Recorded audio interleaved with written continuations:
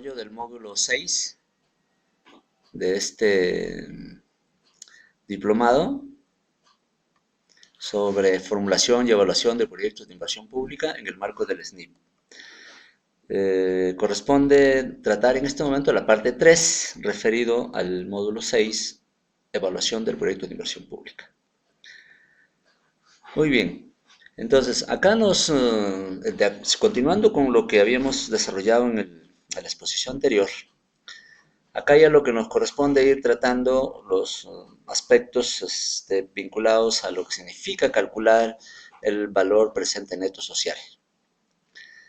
Y para eso, en primer lugar, tenemos que actualizar el valor de los beneficios sociales totales.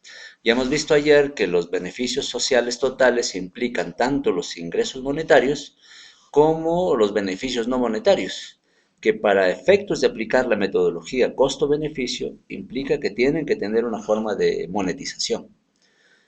Claro que para los que tenemos experiencia en esto de los proyectos de inversión pública, en caso de proyectos pequeños que se han venido ejecutando, resultaba pues demasiado caro, en realidad, contratar, digamos que los servicios profesionales para hacer la monetización de estos beneficios. Entonces, se recurría a hacer la evaluación ya no por costo-beneficio, sino por costo-efectividad. En este caso estamos tratando la evaluación por costo-beneficio. Tratándose de proyectos de mayor envergadura, obviamente el reconocimiento de estos beneficios que no pasan por el mercado, que no tienen un precio en el mercado, estos beneficios deben ser sujetos de una monetización a través de otras metodologías. Metodologías donde se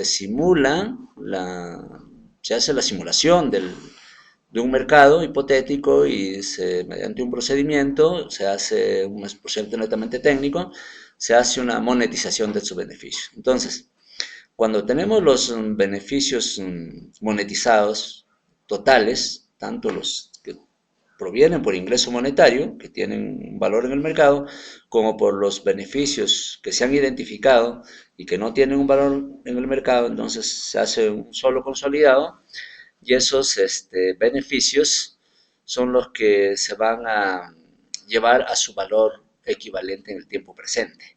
Entonces, ya hemos visto en las exposiciones anteriores que llevar un valor futuro, un valor monetario futuro, a su equivalente en tiempo presente, significa dividir ese valor futuro entre 1 más la tasa de descuento elevado a la potencia del periodo al que corresponda. Entonces, ese es un procedimiento netamente matemático que se lleva a cabo para poder establecer los equivalentes monetarios de valores futuros en tiempo presente. Entonces, todos los valores futuros, en este caso de beneficios, que están ubicados en los distintos periodos de tiempo futuro, se llevan al tiempo presente a través de la tasa de descuento.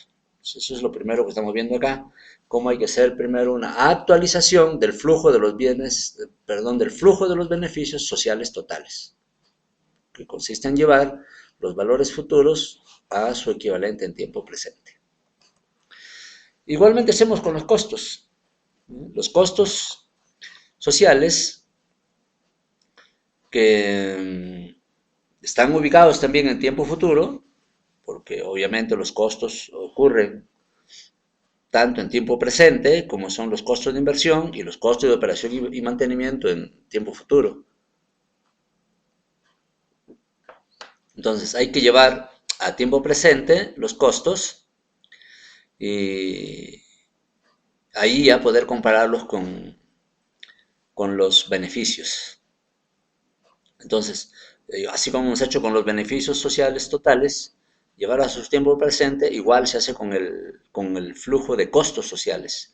También se lleva los costos sociales a su equivalente en tiempo presente y ahí al tener tanto los equivalentes en tiempo presente de los beneficios como los equivalentes en tiempo presente de los costos, ya podemos hacer el cálculo del valor actual neto social. Entonces, la metodología costo-beneficio, o la metodología costo-beneficio, consiste pues en hacer una comparación de beneficios y costos, pero todos en su expresión actualizada, o sea, llevado a su equivalente presente.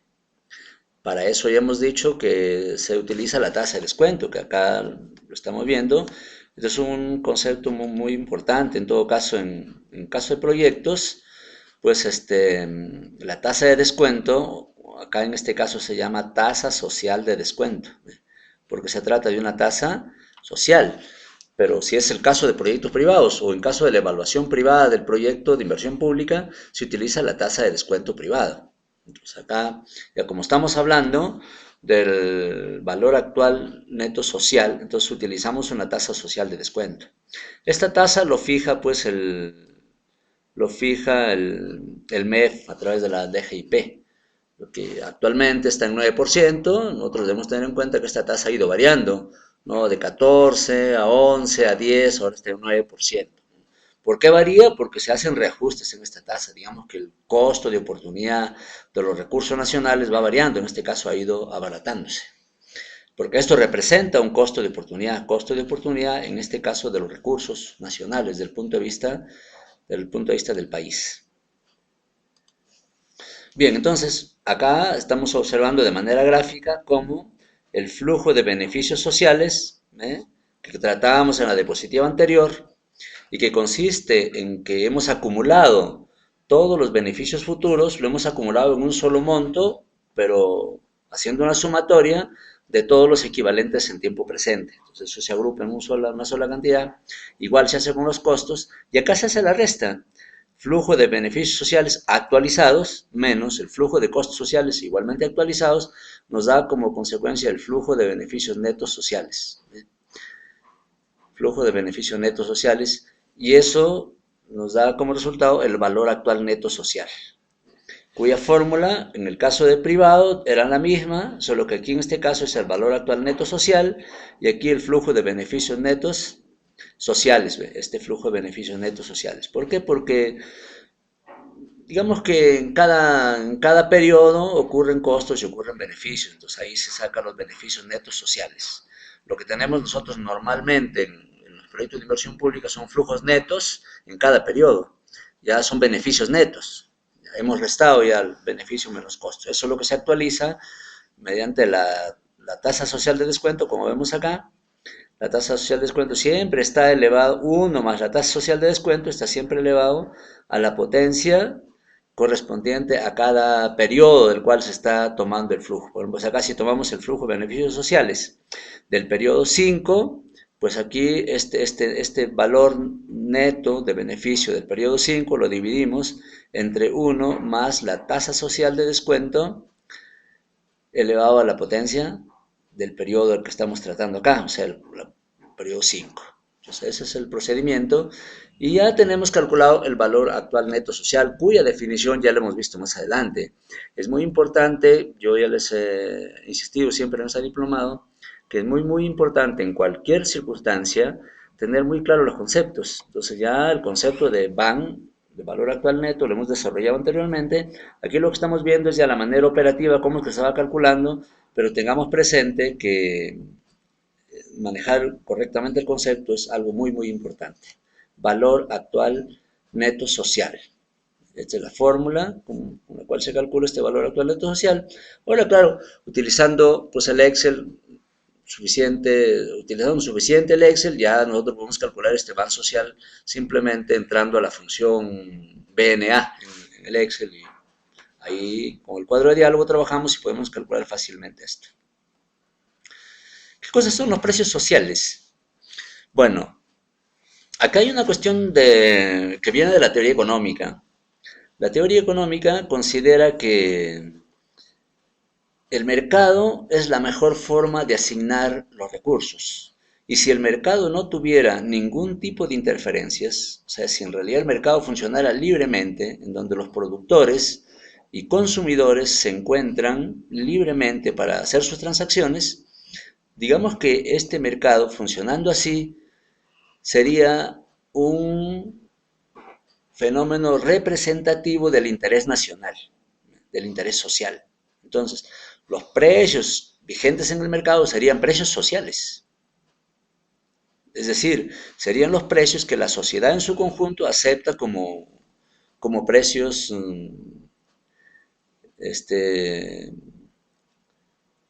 justos, como precios normales. Entonces, ya no habría necesidad de estar haciendo esta conversión. Entonces, ¿por qué ocurre que nosotros convertimos los precios del mercado a los denominados precios sociales? Que también se les llama precio sombra o se les llama también precio cuenta. Entonces, el precio de mercado es el que se establece como consecuencia de la oferta y demanda de bienes y servicios en el mercado. Pero ¿qué pasa? Que esos precios vigentes en el mercado no son precios representativos del interés nacional porque estos mercados están siendo interferidos por determinados agentes económicos o instituciones que tienen poder para modificar el mercado, digamos, en función a su interés. Por ejemplo, el Estado coloca impuestos o subsidia, entonces está modificando eh, digamos, arbitrariamente los precios del mercado. Entonces, estos precios del mercado ya no representan en ese sentido el valor social de los bienes y servicios, sino ese valor está siendo distorsionado por estas interferencias, por ejemplo, los impuestos. Cuando uno compra un bien en el mercado, paga el precio del bien más el impuesto que cobra el Estado. Entonces ya no estamos pagando únicamente el bien. Y si en el caso que hubiera un subsidio, estaríamos pagando un precio por debajo del que está fijando el mercado. Entonces, a una situación como esa, lo que tiene que ocurrir es, basados en la teoría económica, cómo hacer posible una evaluación social si los precios son precios distorsionados que obedecen a intereses particulares, como por ejemplo los intereses de un monopolio o de un oligopolio, o simplemente la distorsión de los precios por la aplicación de impuestos o subsidios. Entonces, lo que se hace acá es un procedimiento netamente econométrico, matemático, para poder transformar estos precios de mercado en precios sociales, o sea, precios equivalentes a un mercado sin interferencias. Ese es el procedimiento. Entonces, ese procedimiento obviamente lo ha hecho el MEF contratando un equipo de especialistas para que calculen estos precios sociales de todos los bienes, ¿no? Lo que han hecho es un cálculo de eso y luego han elaborado un conjunto de factores de corrección, ¿eh? O lo que se llama la relación entre el precio del mercado y el precio social. Han establecido un índice de equivalencia ahí, de tal manera que basta con utilizar el índice para multiplicarlo por el precio de mercado y obtenemos ya los precios sociales. Entonces, lo más importante es, ahí se han establecido el factor de corrección para los bienes transables, o sea, los bienes que se compran en el extranjero, los bienes no transables, que son los bienes nacionales, los que solamente circulan en el mercado nacional, los combustibles y la mano de obra. Son la mano de obra calificada, son los más importantes. Pero en realidad se han establecido factores de corrección para distintos bienes. Sin embargo, podremos observar que acá se ha hecho un agrupamiento de bienes, todos los bienes transables, todos los bienes que sean sujetos de importación. Todos los bienes no transables son los bienes que circulan en el mercado nacional, los combustibles por una cuestión de importancia y la mano de obra calificada. El Ministerio de Economía y Finanzas ha establecido, como les digo, pues estos factores de corrección que lo encontramos en el anexo 10 del SNIP. Factor de corrección de los bienes de origen nacional, factor de corrección de los bienes de origen importado, factor de corrección para los combustibles, factor de corrección para la mano de obra calificada, factor de corrección para la mano de obra no calificada. Entonces, con estos factores, que son unos índices, unos números que están ahí en el anexo 10, se utilizan para tomar los valores que tenemos en los presupuestos a precios de mercado, lo multiplicamos por su factor de corrección y ya obtenemos su equivalente en precios sociales. O sea, ya tendríamos convertido los presupuestos a precios privados a presupuestos a precios sociales y consecuentemente el flujo de fondos a precios sociales. Muy bien, en ese flujo de fondos a precios sociales es donde se hace el cálculo que vimos en la diapositiva anterior, acá, ¿ve? Acá se calcula el BAN social, ¿no es cierto? Con este flujo de fondos transformado ya de precios privados a precios sociales mediante estos factores de corrección. Una vez que hemos calculado el BAN, entonces ya vamos a ir a lo que es el análisis de sensibilidad. ¿En qué consiste este análisis de sensibilidad? Ustedes perfectamente deben entender que un proyecto es, por su propio nombre, es una proyección que se hace del comportamiento posible de la ejecución de una obra, la puesta en marcha la prestación de un servicio, que se hace proyecciones al futuro. Entonces uno hace estimaciones de lo que ocurriría en el futuro, cuánto sería la demanda futura, cuál sería la oferta futura, cuál sería el comportamiento de los precios futuros, las cantidades futuras a ofrecer, la demanda futura. Entonces todos son estimaciones al futuro. Y eso está sujeto pues a cambios, se puede modificarse. Por A o B razones puede sufrir modificaciones. Eso es lo que se llama exposición al riesgo. Entonces cualquier proyecto, por el hecho de que este está constituido por un conjunto de estimaciones, está sujeto a un riesgo. ¿Riesgo de qué? Riesgo de que pueda cambiar. ¿Bien? Entonces, de que puedan haber cambios en las cantidades, en los precios, puedan haber fenómenos naturales que modifiquen. Entonces, para ese, para ese efecto se ha incorporado esto que se llama el análisis de sensibilidad. Y el análisis de sensibilidad consiste en hacer un análisis para ver cuánto puede afectar cambios en los valores de los presupuestos a la obtención del valor presente neto social o valor actual neto social. Por ejemplo, ¿qué pasaría si los precios suben en un 10%? ¿Cuánto se vería afectado el ban social? Ese cálculo se hace para saber el, cuán sensible es el valor actual neto social respecto a estos cambios y frente a cualquier otro cambio del proyecto. Entonces eso es lo que se llama análisis de sensibilidad. Para el caso de, para el caso de los proyectos de inversión pública, el análisis de sensibilidad mayor que se hace es el análisis con respecto a las variaciones en el monto de inversión. Por alguna razón, por la experiencia misma, seguramente se ha identificado de que lo más importante, la variable más importante que puede influir en el cambio del valor actual neto social es los cambios que puede ocurrir en la inversión. ¿Por qué? Porque los proyectos normalmente se aprueban, quedan en el banco de proyectos, pasa un año, pasa 2 años y no se ejecutan. Entonces puede haber cambio en los precios, puede haber cambios en el valor de los insumos. Entonces, claro, para eso se ha incorporado el análisis de sensibilidad referente principalmente a los costos de inversión. Entonces, el análisis inicial se hace ahí haciendo variar el monto de inversión hacia arriba y hacia abajo, ¿no? Y ver cómo va cambiando el valor actual neto social. Entonces ahí podemos establecer que el BAN por ejemplo, el valor actual neto social puede seguir siendo positivo aun cuando los costos de inversión se incrementen en 10, 15, 20%. Entonces, ahí ya estamos cubriendo una posibilidad de riesgo, que ante la posibilidad de riesgo de aumento en los precios de los insumos o del transporte o de lo que podría tener influencia en el valor de lo que se va a utilizar como monto de inversión, entonces, al hacer el análisis de sensibilidad, estamos incorporando esas posibles variaciones y viendo qué pasa con el BAN. Y si el BAN se mantiene positivo hasta por ejemplo, hasta un incremento en un 20% del costo de la inversión, diríamos pues que nuestro proyecto soporta una variación de hasta 20% en el monto de inversión y sigue teniendo un BAN positivo. Eso es el análisis de sensibilidad. Luego, el análisis de sostenibilidad. El análisis de sostenibilidad se refiere a cuán sostenible puede ser el proyecto. Y hemos visto que el primer análisis de sostenibilidad es hacer la evaluación privada del proyecto.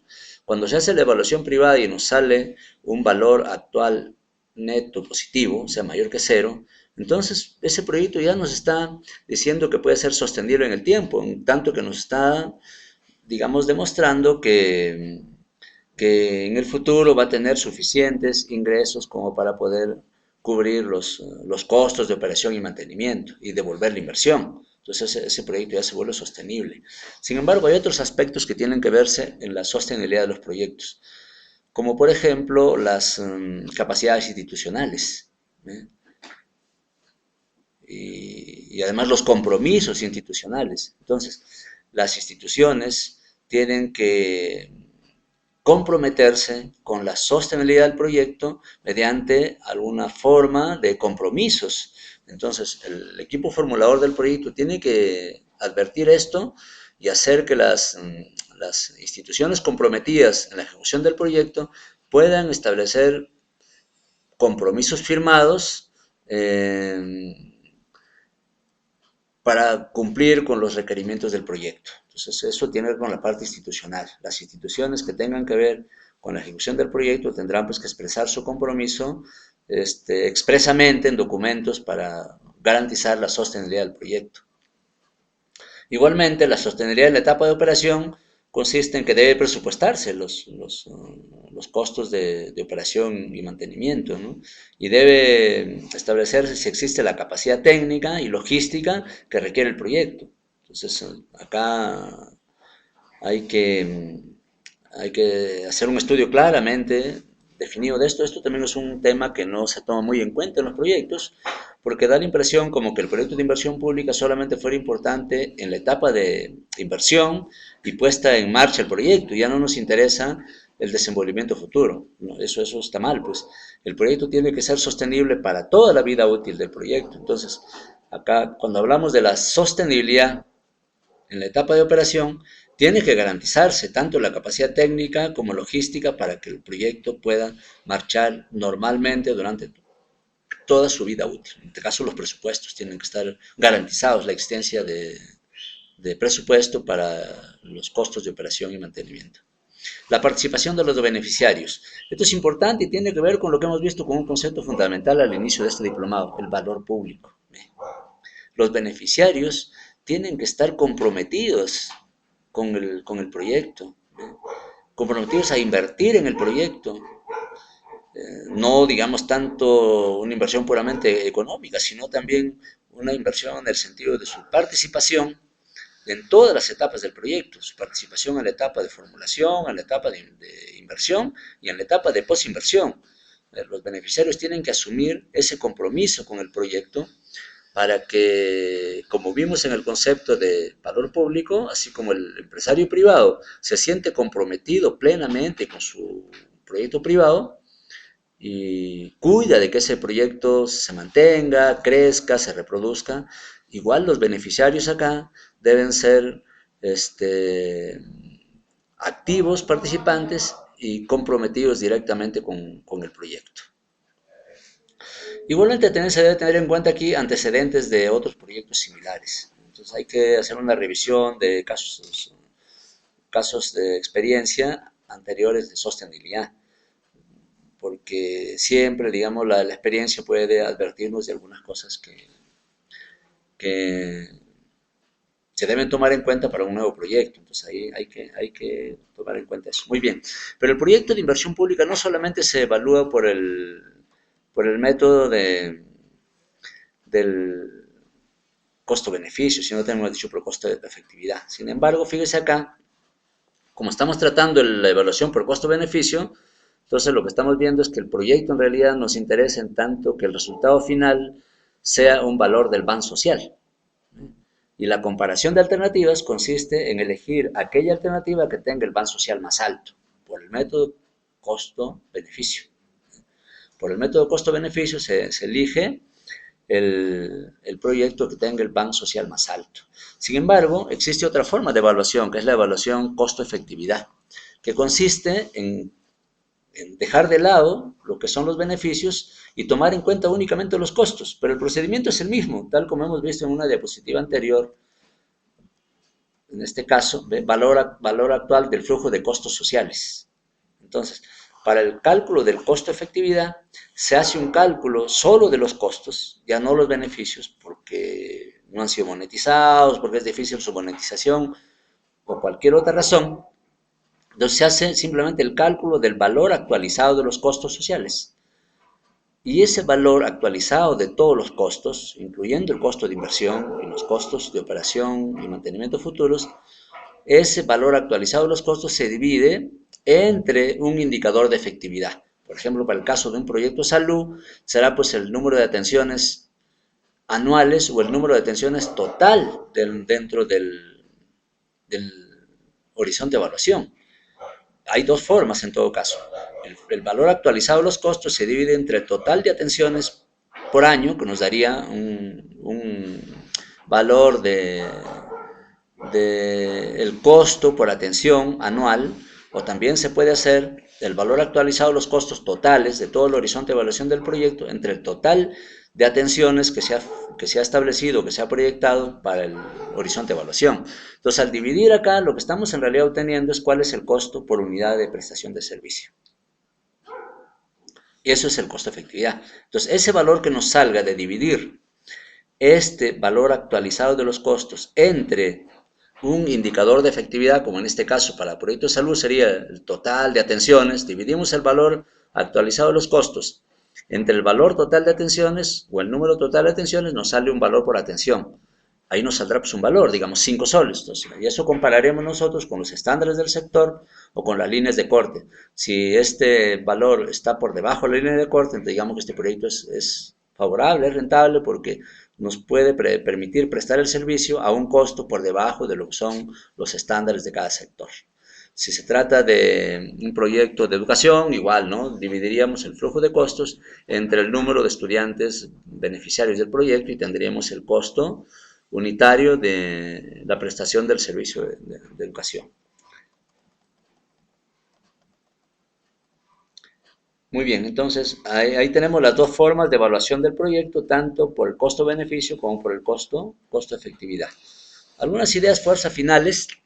La evaluación, dice acá, fíjese, nos permite comparar los costos con los beneficios que el proyecto generaría luego de haber identificado las alternativas de solución, realizando el balance y definiendo las metas y costos para cada alternativa. Seleccionar la mejor alternativa de solución desde el punto de vista social a través del análisis de cada alternativa y de los beneficios que generan en comparación con sus costos. Determinar la rentabilidad social de un proyecto de inversión pública. Esas son las tres ideas fuerza, pues, con las que podemos decir en qué consiste este proceso de evaluación, ¿cierto? La evaluación, entonces, del proyecto de inversión pública, podríamos decir que lo podemos resumir en estas tres afirmaciones que estamos haciendo acá. Muy bien, eso es lo que tenía que exponerles en esta última parte del módulo 6. Espero con esto ustedes tengan ya una información completa. Luego vamos a complementarlo con las lecturas adicionales que se les está presentando. Ustedes deben leer eso y luego también pueden hacer las consultas correspondientes a través de la plataforma o a través del teléfono que ustedes tienen. Entonces ahí podemos resolverle algunas dudas. Esto es todo lo que tenía que exponerles y muchas gracias.